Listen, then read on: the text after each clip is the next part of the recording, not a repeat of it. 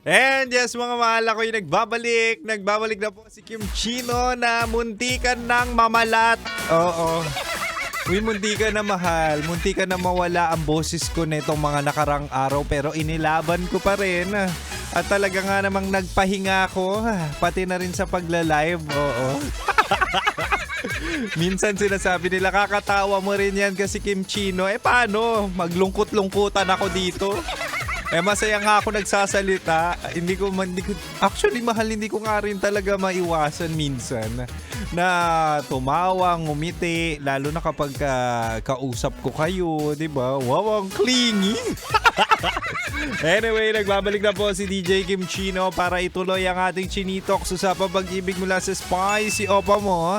Ito yung sinasabi natin na self-love edition, di ba? Pag-ibig pa rin yun kapag minamahal mo ang sarili mo. Pero this time, this is Holy Week special! Holy Week, di ba? Kasi alam natin na talaga nga namang magpapakabait muna si Kim Chino. Iwasan muna natin ang mga double meaning nyo dyan. Huwag muna kayo maging green-minded.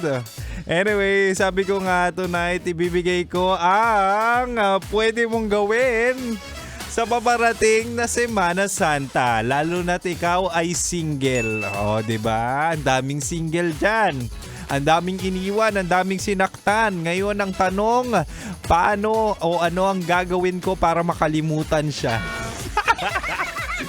Ito na, sabi ko, mahal. Una, this Holy Week, pwede kang mag-digital detox. Ito yung sinasabi natin na minsan kaya ka nasasaktan, kaya mo siya namimiss, ay dahil kaka-cellphone mo.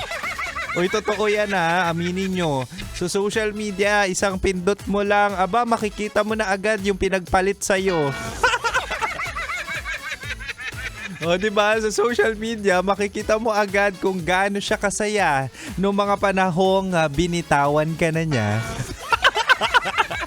O, diba? So, ngayong Semana Santa, Holy Week, i-off mo muna yung social media. Diba? Kahit ilang oras o di kaya ilang araw, wag ka muna mag-social media.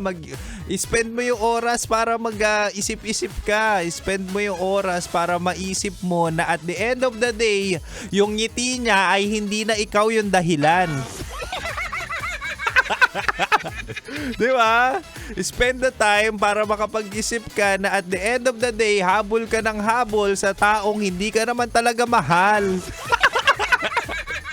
Di ba? Reflect tayo this Semana Santa. At ang pangalawa, mahal, this Holy Week, pwede kang mag-family time. Ito na yung sinasabi natin na, tandaan mo, nung mga panahong wala kang pera, di ba? Nung mga panahong wala ka pang sweldo, nung mga panahong hindi mo kaya pakainin yung sarili mo, nung mga panahong hindi mo alam kung saan pupunta kasi pinalayas ka ng jowa mo, nandyan yung pamilya mo. Kaya di Semana Santa, it's about time para mag-catch up, mag-bonding, di ba? Na ako naalala ko nung kabataan ko. Eto na naman tayo sa usapang edad. May oras pa naman ako. Anyway, nung kabataan ko, kami ay nagpa-family bonding, mahal. Naalala ko na kapag usually wala rin namang radyo kapag Semana Santa. So may TV. Diyan napapasok ang pagpapanood sa inyo ng Magnifico.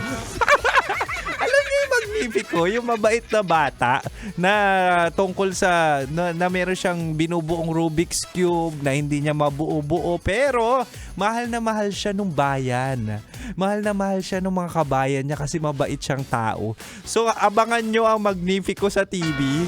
Di ba? Masarap panoorin yan with your family. Di ba? Marami tayo activities na talaga nga namang family bonding and grab nyo yung opportunity na walang trabaho.